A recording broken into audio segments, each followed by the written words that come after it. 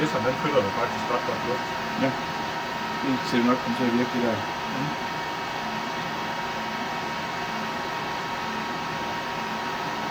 Hvis jeg synes, mine fingre de lugter lidt af lejrbrød.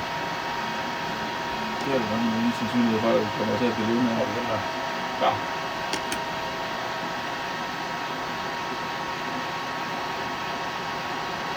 Sådan en hjelm hvid håndjækker her, den hammer.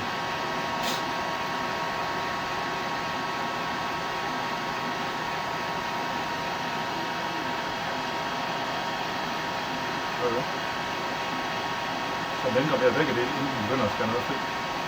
Ja, vi mangler også at lave en linje mere. Ah, men det er jo nummer 2 logo, den er i gang med nu. Ja, men så mangler den jo at lave stregerne også. Ja, ja.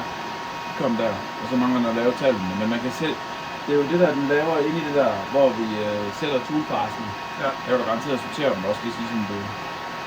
Ej, jeg tror ikke, Marie, om du vil se mere end det her. Og der er jeg godt gider det. Du må gerne jo. Nu sender vi det her til Marie. Jeg tænker også, at den er nu på YouTube, og så bliver sendt til nørderne. Ja. Det er med et stykke heavy shit.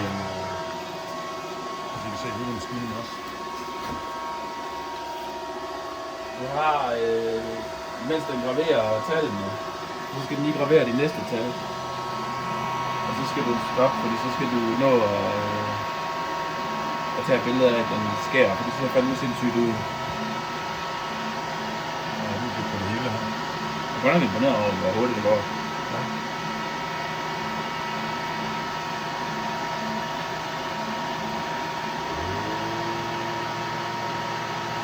Hvad er det, der larmer Og sådan? selv udenfor. Hvad er det, der larmer, når den vælter? Nå, det er kompressoren. Selvfølgelig er det det. Den har jo kompressor i. Så vi skulle nok have haft den der nozzle på, når vi skar. Ah, det var det, den sagde. Og så er vi nødt til at lave en mere.